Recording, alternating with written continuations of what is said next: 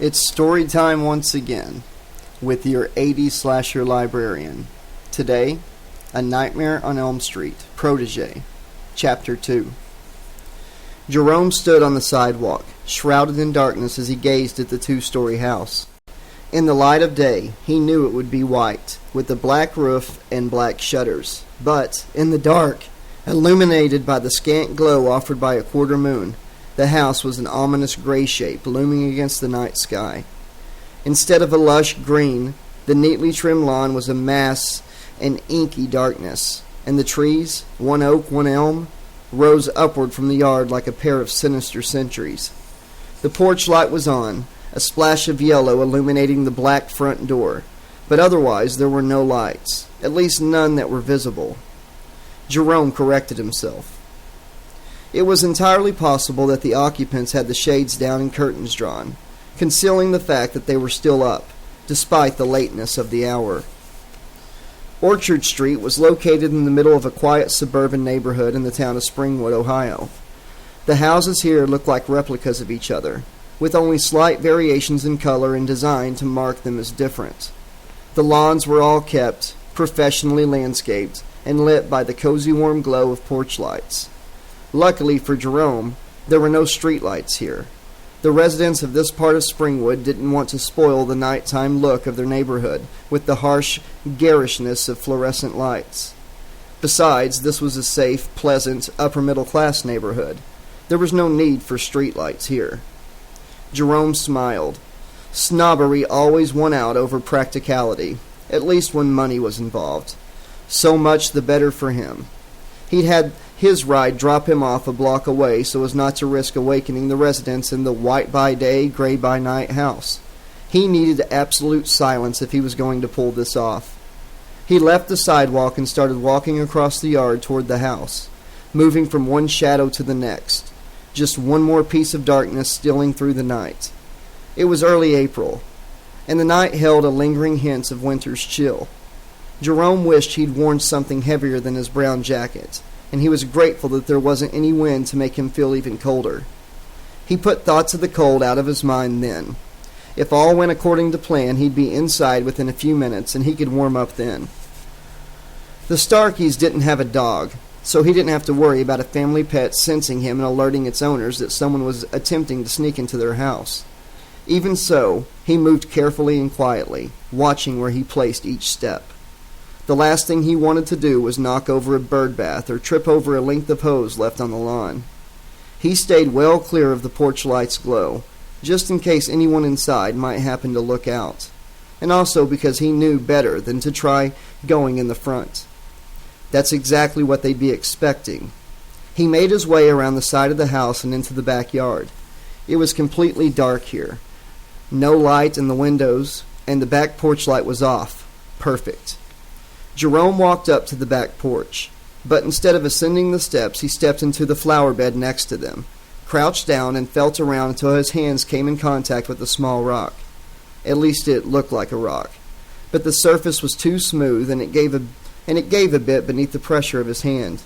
Jerome turned the rock over and ran his fingers across the strangely flat surface of its underside until he found a catch. He depressed it with his thumb, and a small section of the rock sprang open. He reached inside with a thumb and forefinger and withdrew a metal key. He replaced the rock, which in truth was a camouflaged plastic key holder, into the flower bed, then stepped up onto the back porch. He opened the storm door slowly so it wouldn't creak, then carefully inserted the key into the deadbolt lock. He turned it until the deadbolt clicked open, then removed the key and inserted it into the lock on the doorknob. Another turn, another click, and the back door was then unlocked. He withdrew the key, tucked it into his pants pocket, then slowly turned the knob and opened the door the merest of cracks. He paused for a moment, listening, straining to hear any sounds that might be coming from inside. Approaching footsteps, a voice speaking in hushed tones as the person spoke to an emergency operator on the phone. But he heard nothing of the kind, and the kitchen remained dark. So far, so good. He eased the door open far enough to allow him to slip through, then closed it behind him and took a moment to relock it. It wouldn't do to have someone discover the back door unlocked. They'd know for certain that he'd gotten in. Then he turned away from the door and started across the tiled kitchen floor, stepping lightly so that his footfalls made no sound. He'd done it. He was in. All he had to do was get upstairs without waking anyone, and a sudden glare of light stabbed his eyes, and he raised his hands to shield them. "Do you know what time it is?" Jerome blinked furiously, trying to force his eyes to adjust to the light. He slowly lowered his hands. "I don't know. 1? Try 2:45. Jerome's vision had almost completely adjusted by now, and he glanced at the digital clock on the microwave. The readout read 2:42 a.m., but he knew better than to quibble with his stepmother. He shrugged. "I guess I lost track of time." His stepmom crossed her arms over her chest, cocked her head to the side, and narrowed her eyes. It was a posture she assumed whenever she was angry with Jerome. He'd seen it a lot over the years. "Is that all you have to say for yourself, mister?" Lynn Starkey was in her late 30s, but looked 10 years younger. She had short brown hair and a trim, petite figure that seemed almost swallowed by the blue terry cloth robe she wore. Her fuzzy slippers were also blue, but they were old and some of the fuzzy had worn off in several places. Jerome, at his dad's urging, had gotten her a new pair of slippers last Christmas, but she'd never worn them. As far as Jerome knew, she'd never even taken them out of the box. She stood in the kitchen doorway next to the light switch, blocking the entrance as if she were some sort of guardian trying to prevent Jerome from coming any further into the house. Of all the women his father could have married after his mother died, he'd had to pick a light sleeper. Jerome pretended to consider his stepmother's words for a moment. "Yeah, that is all I have to say, and by the way, you forgot to add, young man. As in, is that all you have to say for yourself, young man?" Lynn's cheeks turned a deep crimson. She was one of those people whose face always shows their emotions, no matter how much they might try to hide them. And one of the emotions Lynn often displayed, especially toward Jerome, was anger. "Don't you smart off to me. Your father might put up with this kind of shit, but I won't." Sudden fury swept through Jerome fast and hot as a surging wildfire, devouring a field of dry grass. His hands clenched into fists at his sides. His jaw muscles tightened and his teeth ground together painfully. Jerome saw himself running forward, grabbing Lynn by the shoulders and shaking her as hard as he could. He imagined tightening his grip on Lynn's shoulders, feeling his fingertips digging into her flesh, grinding skin and muscle against the bone underneath. Lynn let out a soft gasp of pain, as if she were a small, frightened animal instead of a fully grown woman. Jerome started to take a step forward, and when Lynn saw this, she flinched. She didn't move out of the doorway, though, but her eyes held a hint of fear of him. The sight of that fear gratified Jerome. He envisioned himself letting go of her shoulder with his right hand and holding it before her face. No longer was it bare. It was covered by a worn brown leather glove with metal blades affixed to the fingers, blades that were razor sharp and covered with reddish-brown flakes of dried blood. "Scared, Mom?" His voice sounded harsher, more guttural than normal. "How about I give you something to really be afraid of?" Jerome pulled back his hand and brought it around in a vicious swipe aimed at his stepmother's face. But at the last instant before the blades could slice into Lynn's flesh, Jerome jumped as if an electric current had suddenly passed through his body. Lynn, face intact and unmarked, raised her eyebrow. "Are you all right?" she asked. He was trembling, and he felt a line of sweat roll down his back, tracing the length of his spine. He glanced down at his hands, saw there was no glove, no knives. His anger drained away, leaving him feel confused and shaking, as if he'd drunk too much caffeine on an empty stomach. "Just tired," he said, afraid that the guttural voice from his vision, imagining, whatever it was, would come out of his mouth. But his voice sounded completely normal and tired, if not just a bit strained. "Sorry, Lynn." Jerome hadn't called her Mom since he'd been 9. He wasn't sure what he was apologizing for, though. Coming home late, scaring her? Maybe both. "I was watching movies over at El's house, and I fell asleep." El didn't know it. He didn't even take his eyes off the TV screen until the last movie was over. He woke me up after that, and when I saw what time it was, I had him bring me straight home. Lynn narrowed her eyes again, as if she were trying to somehow see inside him and verify his story. It was true, though, every word, and evidently Lynn decided to believe him because her expression softened, and she allowed her arms to drop to her sides. "Why didn't you call?" It is a school night, you know." Jerome shrugged again. He knew the gesture irritated Lynn, but he couldn't help himself. "It was so late. I figured everyone was asleep. I didn't want to wake anyone up and worry them, especially the kids." He hoped this would be enough to placate Lynn. The mention of his younger half-brother and half-sister, especially when he demonstrated concern for them, usually was. He was tired, and as Lynn had pointed out, he did have school tomorrow. All he wanted to do was get past her, go upstairs, flop onto his mattress, and get as much sleep as he could before his alarm went off. Lynn looked at him for another moment, as if trying to decide whether to press the matter of his lateness. Finally, she said, "I appreciate that. Well, how about we discuss this further in the morning, okay?" She gave Jerome a small smile then, but it looked forced and awkward. He couldn't remember her ever giving him one that didn't. Though the last thing he wanted was to discuss anything with her. He nodded, and as if the gesture was a signal Lynn had been waiting for, she turned to the side to make room for him to pass. He walked across the kitchen, past his stepmother, then down the hall to the foyer. He hung up his jacket in the front closet, then headed for the stairs. Lynn was standing at the bottom, waiting to accompany him, as if she didn't trust him to make it up to his room on his own.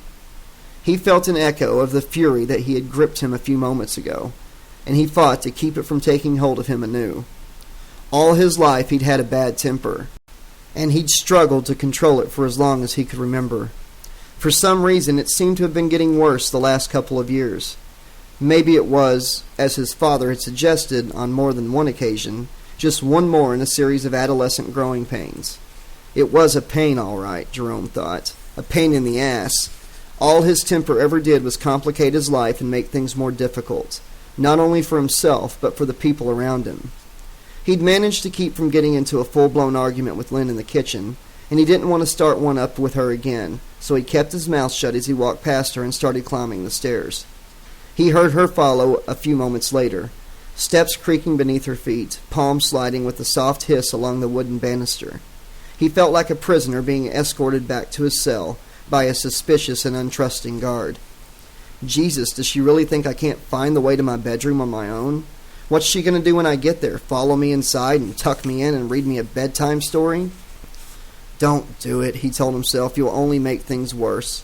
But before he could stop himself, the words came out of his mouth, almost as if someone else were saying them.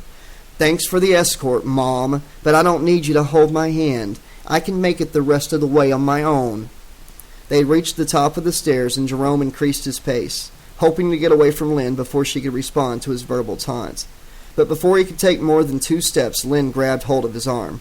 "I do not appreciate being spoken to that way, Jerome."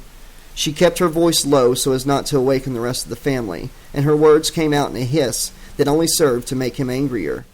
"There's a lot of things around here that I don't appreciate, but you don't hear me bitching about them, do you?" Jerome didn't turn around, and he fought to keep from saying anything more. But his mouth, as it so often did, seemed to have a mind of its own. His voice even changed at one point, he noticed. And unfortunately it didn't bother to whisper. Before Lynn could reply, one of the bedroom doors opened, and Jerome's father stepped out into the hallway. "What's going on out here, you two?" He yawned the last few words and reached up to cover his mouth. Don Starkey always slept in his underwear, and nothing else.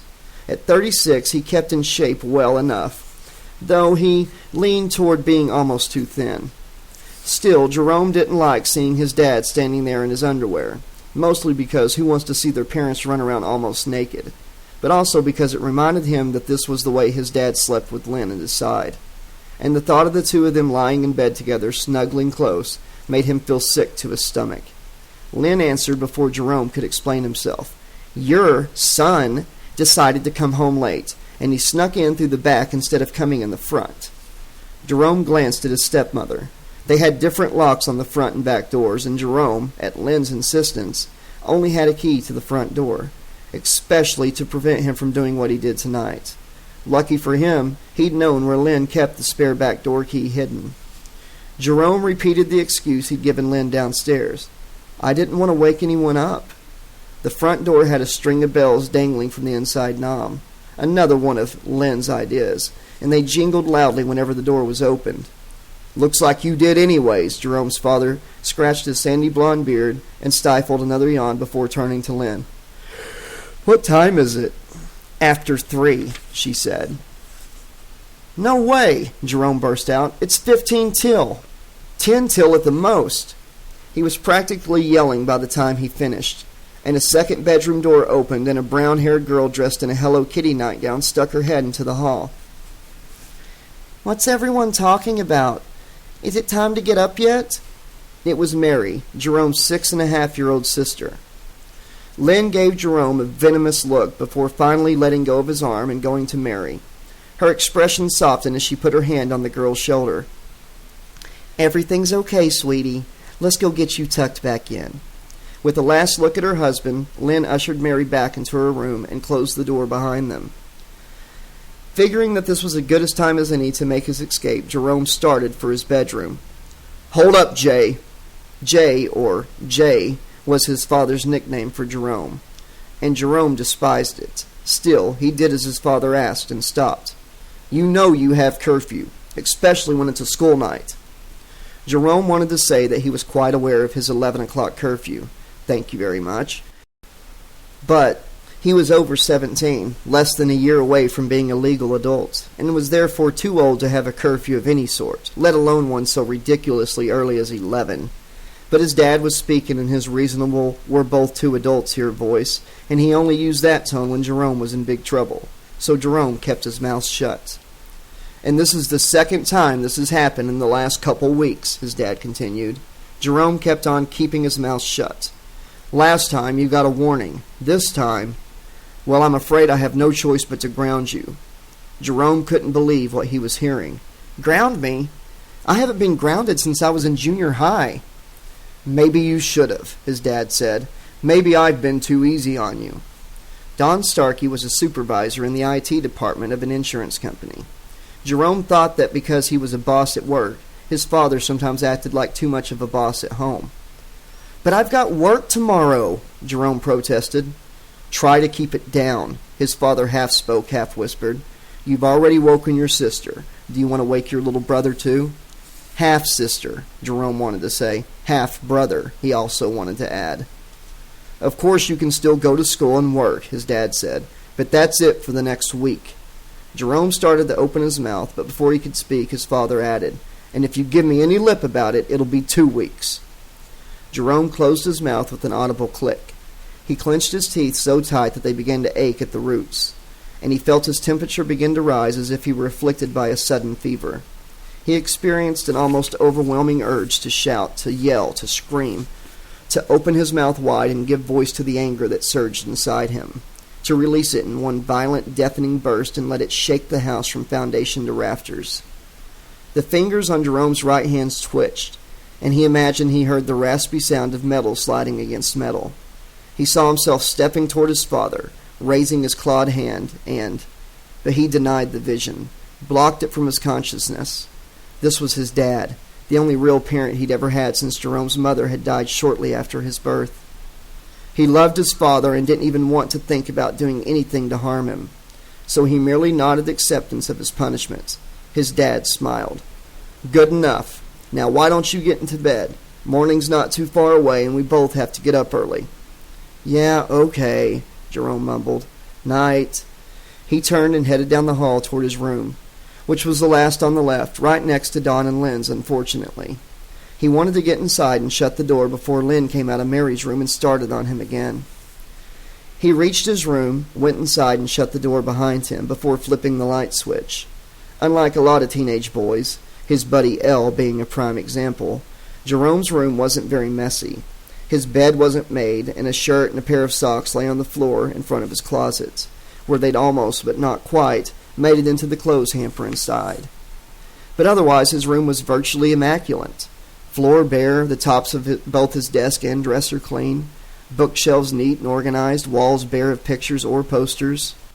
There was a reason his room looked like this, and it wasn't because he was a neat freak. He did his best to spend as little time at home as possible, and because of this he didn't have the opportunity to turn it into a typical male pigsty. The sole decoration in the room was the Native American dream catcher hanging on the wall over the head of his bed. And he only kept it up because his Aunt Becca had given it to him when he was just a baby. Over the years, she'd periodically made him promise never to take it down. He loved his aunt and didn't want to break his promise to her. But there was more to it than that. Rebecca Larkin was his birth mother's identical twin sister. So even though he knew it was childish, he couldn't help feeling that a promise to her was like a promise to the mother he'd never known. Thus, the dream catcher remained up, even though Jerome didn't particularly like it. Looking at it, he could almost hear his aunt's voice as she'd explained to him for the first time how the dream catcher worked. Native Americans believed that dream catchers could stop bad dreams, catch them in their weave like a spider traps a fly. There's a small hole in the middle, though. That's to let good dreams through. So as long as you keep this over your bed, you won't have any bad dreams, Jerome. Not one. You'll be protected from nightmares, and from the things that cause them. Still struggling to control his anger over being grounded like he was a little kid, Jerome walked over to his bed, sat down, and started to take off his shoes. He removed the first and let it drop to the floor, but as he pulled off the second, he was suddenly gripped by a fresh surge of anger. He turned and, without thinking, hurled his tennis shoe at the wall. It slammed into his dream catcher. There was a crack, and the collection of wood, string, and feathers fell onto his pillow. The shoe hit the bed, bounced off, then landed on the floor. Jerome just sat and stared at the dislodged dream catcher, unable to believe what he'd done. He heard 3 muffled thumps on the wall, followed by his father's voice. "Keep it down in there, Jay!" Jerome didn't respond, and his father said nothing more. Jerome waited several minutes to give his father, and Lynn, who'd presumably returned to their room, a chance to settle down. Then he scooted toward the dream catcher and gingerly picked it up. He examined it and was relieved to see that the damage wasn't too serious. The dream catcher had been constructed from circular bands of thin wood, and these were broken in several places. As a result, a couple of the strings that crisscrossed in the middle like a spider's web had come loose. But it was nothing that a little Scotch tape couldn't fix, at least cosmetically. Aunt Becca would undoubtedly notice the damage, even after he repaired it. But she didn't visit very often, mostly because she knew she wasn't welcome in Lynn's house. Jerome didn't like that. But at least he wouldn't have to worry about Becca being upset at what he'd foolishly allowed his temper to make him do. He stood and carried the broken dream catcher over to his dresser. He gently placed it on top, careful not to cause any more damage to it. He'd fix it and put it back up tomorrow or the day after. All he wanted to do now was turn out the lights, crawl into bed, and get this night behind him as quickly as possible. But as he started toward the light switch, he once more heard Becca's words whisper in his mind. "So as long as you keep this over your bed, you won't have any bad dreams, Jerome, not one. You'll be protected from nightmares, and from the things that cause them." He couldn't remember a night when he hadn't slept beneath the protection of his dream catcher, but he supposed there was a first time for everything. Good thing he wasn't superstitious. But even if the dream catcher did keep bad dreams away, if only because his subconscious believed it would, he could go one night without it. And if he did have a nightmare or two, so what? He could take it. Besides, how bad could a few nightmares be anyhow? He turned off the light and headed for bed. Chapter 3. "Are you asleep?" Lynn whispered. For a moment she didn't think Don was going to answer, but then he whispered back, "What do you think?" She snuggled closer and put her arms around him. He held her, and she nestled her head in the crook between his neck and shoulder. "Do you think I overreacted tonight?" Dawn didn't respond right away, but she knew he was thinking and didn't press him. Their bedroom was dark, the curtains down tight to prevent even a smidgen of moonlight from entering. Lynn could never get to sleep if there was any light at all in a room, and she often wore a black mask over her eyes when she went to bed. But there was something about the darkness in the room that seemed ominous tonight. As if instead of merely the absence of light, the darkness was a solid, tangible thing surrounding their bed, filling the room from floor to ceiling. Despite being under both a sheet and a comforter, and the proximity of her husband's warm body, Lynn shivered and wished that the curtains were open. She could use a little light right now. "Don't worry about it," Don said at last. He reached up and began stroking Lynn's hair. Normally she enjoyed it when he did that, would have closed her eyes and reveled in the sensation. But closing her eyes would have only intensified the darkness just then, so she kept them open. "Jay's just pushing the limits to see what he can get away with," Don continued. "All teenagers are like that. I know I was when I was his age." You know he doesn't like it when you call him Jay. It makes him feel like a little kid. Besides, he's almost 18. Don, at his age, you were already a father. His father. She felt Don's body tense. He was always uncomfortable discussing Jerome's early childhood. I was 18 when he was born, Don pointed out, but it took another couple years to convince Joanna's parents and the courts to give me full custody. I was 21 when Jerome finally came to live with me. And 24 when you married me, she mentally added. Jerome had been 9 then, 10 when his brother Brian was born, and 12 when Mary came along. Sometimes Lynn felt that if she'd just met Don sooner, had came into Jerome's life when he was younger, but she hadn't, and there was no use wishing otherwise. My point is that Jerome's birth, regardless of when you finally got custody, forced you to grow up in a hurry, Lynn said. So, sometimes I think you go too easy on Jerome. Maybe because you're trying to keep him from growing up as fast as you had to. Don't get me wrong, she quickly added before he could respond. I think you did a great job with Jerome. You were and still are a wonderful father to him, just as you've been to Brian and Mary. But I worry that in order to balance out your lenience with Jerome, I sometimes go too far and end up playing the bad guy. She sighed. I'm sure he thinks I'm the ultimate wicked stepmother, and I don't want to be, Dawn. I really don't. She felt as if she might start crying, but she fought to hold back the tears.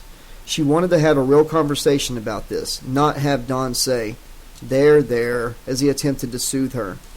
But she trailed off, uncertain how to proceed. But what? There was an edge to Don's voice, as if he wasn't sure he really wanted to hear her answer. It's that temper of his, Lynn continued in a rush, so she could get all her words out before Don could interrupt. I swear I don't know where he gets it from.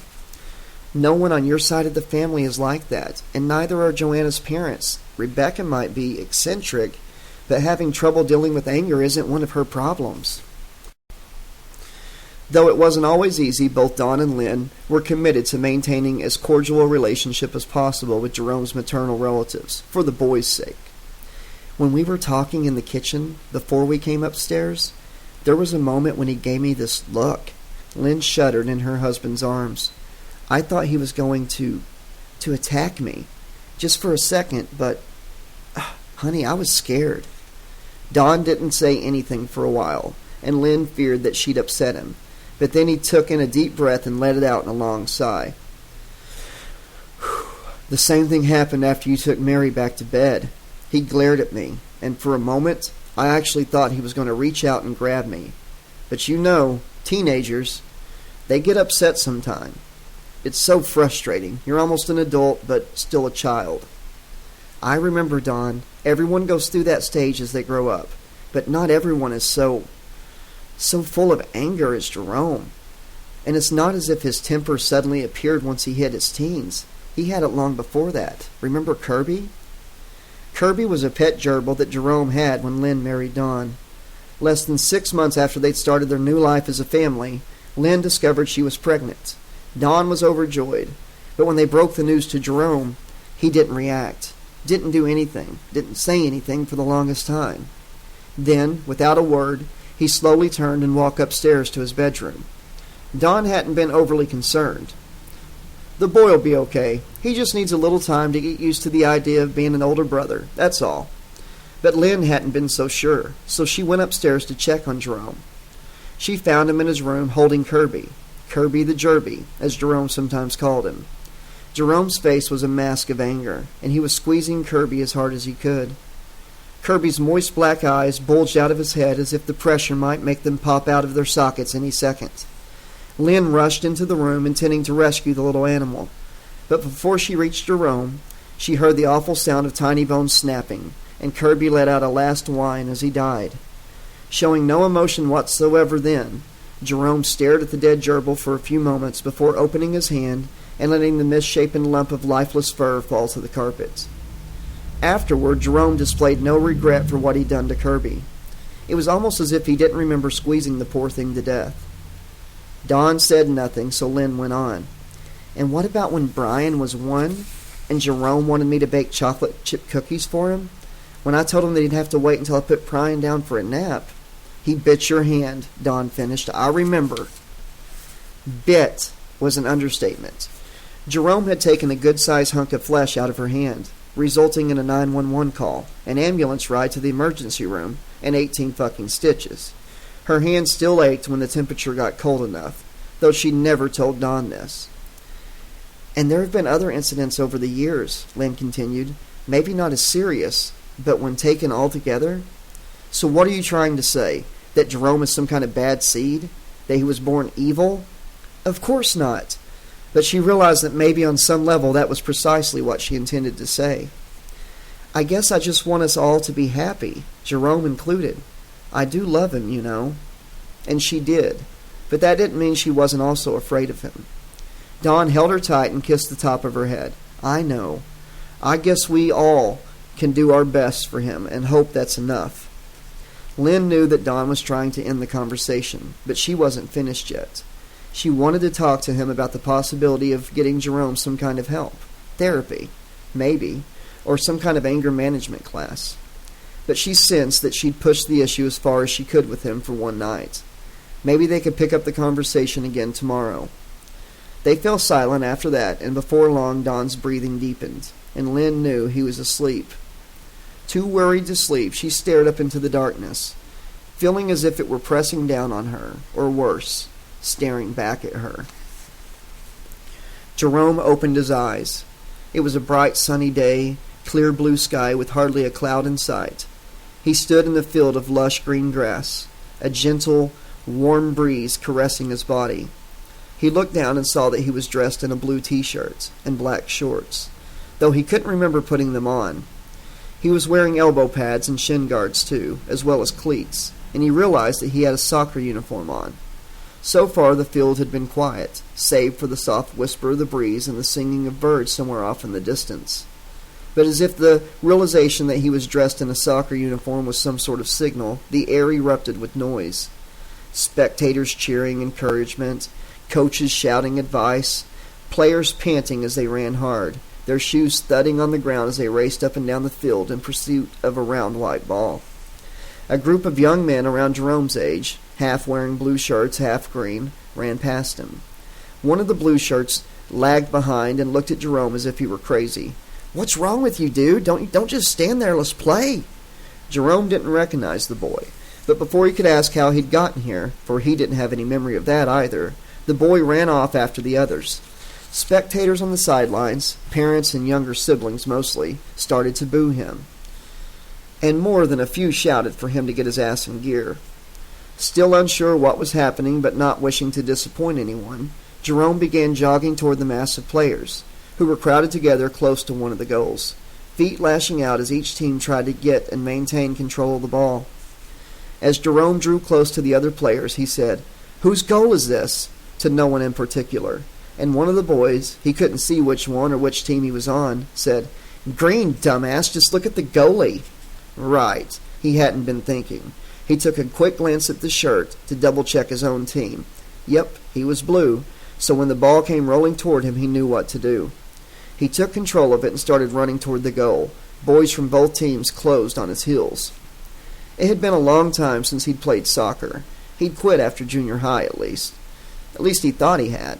But far from being rusty, he moved with speed and agility beyond any that he'd ever possessed before.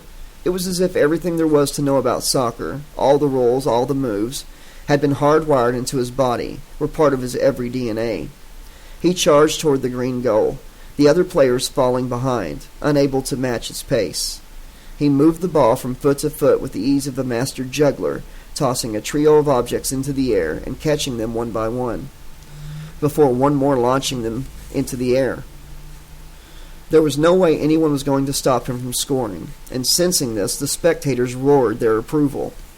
The green goalie crouched down, knees bent, shifting his weight from side to side, ready to dive in either direction and block Jerome's shot.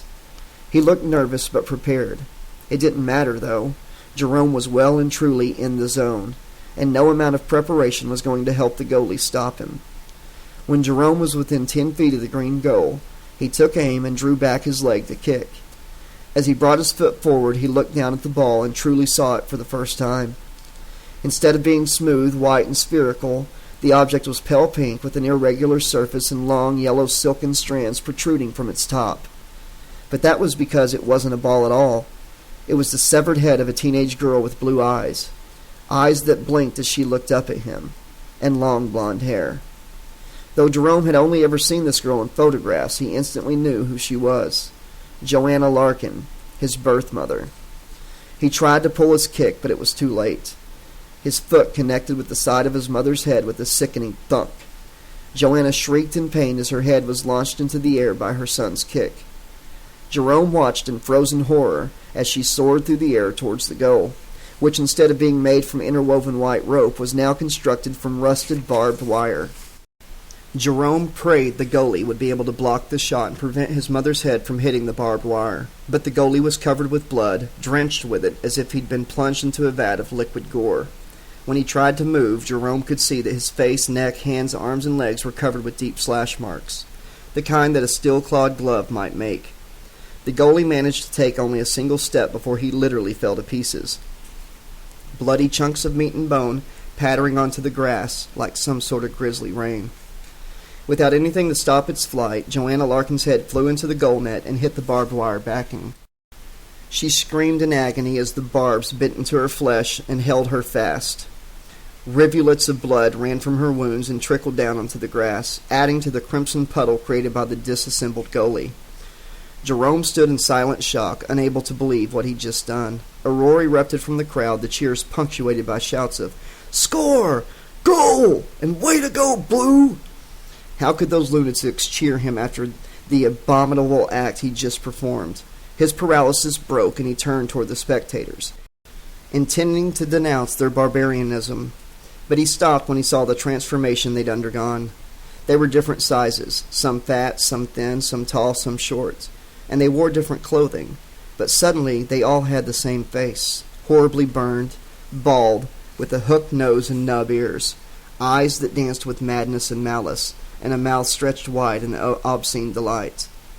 Jerome turned to his fellow players to see if they'd noticed the spectators' metamorphosis. But like the green goalie, they were all covered with blood and mutilated by slash marks. They were giving him the same twisted grin as the spectators, and then one by one they began to fall apart until all that remained of both teams were piles of shredded skin, muscle, and bone. "Hell of a shot, kid! Couldn't have done it better myself!" Jerome turned toward the voice. One of the spectators had stepped onto the field and was coming toward him. He had the same burnt features as the others, but he was dressed in a red and green striped sweater, brown pants, brown work boots, and an old-fashioned fedora rested at a jaunty angle atop his scarred head. But the apparition's most striking feature was a leather glove on his right hand, a glove with 4 blades attached, one for each finger, just like the one Jerome had imagined when he'd been angry with Lynn and at his father. As the burnt-faced man came striding toward Jerome, the grass where his feet touched turned black, shriveled, and died. Jerome sensed a presence about the strange figure, an unseen aura of malignant darkness that seemed to cackle silently around the scarred man like some sort of foul, negative energy. Anti-energy, sheer, absolutely, and total nothingness. It was the ultimate realization, the apotheosis of all that was dark and wicked and selfish and cruel and just plain wrong in existence. It wasn't merely evil, for that concept was far too simplistic, too limited to adequately describe this creature. This thing was as far beyond evil as a human being was beyond an insect on the evolutionary tree. Jerome sensed one thing more about the grinning, scar-faced, claw-gloved man. Somehow he was familiar, as if Jerome had met him someplace before. More than that, it was almost as if Jerome had known him all his life, even though he was positive this was the first time he'd ever seen the man. The man's smile faltered for an instant, and anger came into his bloodshot eyes, almost as if he knew what Jerome had been thinking. But then the anger passed as quickly as it had come, and Mr. Scarface was all smiles again. The man stopped when he reached Jerome and just stood for a moment, grinning as he looked the boy up and down. "You've grown some since the last time I saw you, Jerome." The man reached out with his left hand, the one without the claw glove, and lifted Jerome's shirt up over his flat belly. "Got rid of the umbilical cord, too, I see. Smart move. It's not healthy for a young man like you to be tied down to just one woman." He let go of Jerome's shirt and chuckled. The sound was like bones rattling in a tin can. Who are you? What do you want? Jerome surprised himself by finding his voice. He was terrified of this man, and yet, at the same time, he wasn't.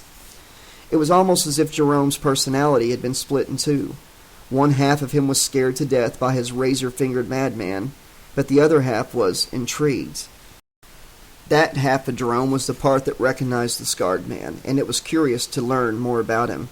"Call me Freddy," the man winked, his burnt, gummy eyelids sticking for a moment before pulling open again. "Everyone else does, and as for what I want, that's simple. Just to say, howdy. I've been trying to talk to you for years, but I was never able to get through to you. We had a bad case of telepathicus interruptus, you might say, until you had that little tantrum in your room and threw your shoe at the wall. Now you're receiving me loud and clear, Jerome. Can you hear me now?" Jerome frowned. He couldn't quite remember what Freddy was talking about. It sounded familiar, but when he tried to recall the specific memory, he came up blank. A shadow passed over the field, as if clouds suddenly blocked the sun. Jerome looked up and saw a mass of pitch-black clouds. All right, but they weren't merely blocking the sun, they were devouring it, tearing moist yellow chunks out of it with sharp, ebon fangs, thick, lemony liquid squirting into the air with every bite. Jerome looked back down and saw that the ground beneath his feet was no longer covered with grass, but instead a thick layer of tiny brown furred bodies with long, thin tails. The creatures were obviously dead, for thick, writhing maggots squirmed over their still forms. Freddy chuckled. "Kirby the Jerby," he said. The sky continued to grow darker as Freddy walked toward the barbed wire goal, crushing dead gerbils and live maggots beneath his boots as he went. When he reached the goal, he grabbed Joanna's head by the hair and yanked it free of the wire. Joanna cried out in pain, and Freddy held up his gloved hand and jammed her head down onto two of his gloved knives. And this time, when she tried to cry out, black blood dribbled past her lips and over her chin. Freddy walked back toward Jerome, crushing more gerbils and maggots along the way. When he reached Jerome, he stopped and held Joanna's head up level with the boy's eyes. The head was still impossibly alive, its own eyes moving back and forth, mouth gaping open and closed as if she were a fish gasping for air. "We'll talk again," Freddy said. "Tonight was just the kickoff, a chance for the two of us to touch base, get to know one another a bit before the fun really gets started. But before you leave..." He shoved Joanna's head toward Jerome's face, and his mother spoke, but the voice that came out of her blood-smeared mouth belonged to Freddy, as if he were performing some sort of depraved ventriloquist act. "Give Mommy a kiss goodbye." Before Jerome could react, Freddy thrust the head closer, and Joanna's bloody lips pressed against his. The cloud creatures devoured the last bit of the sun then, and the world was plunged into total darkness. The last thing Jerome was aware of as consciousness left him was the sound of Freddy's maniacal laughter. Okay, children, this concludes story time for today. This has been chapters 2 and 3 of A Nightmare on Elm Street Protege. I hope you enjoyed it. If you haven't done so already, be sure to subscribe, spread the word out there on social media, let people know that this channel exists. Please drop a comment. I love getting feedback from you guys. Let me know what you think of me doing 2 books at once, if it's working, if you don't think it's working. Please, guys, please hit that like button. It only takes a second, and I'd really appreciate you doing that on my videos. Also, click the bell so you always know when new chapters are dropping. Until next time, this has been Story Time with your friendly neighborhood 80s slasher librarian. Thanks for listening. And pleasant dreams!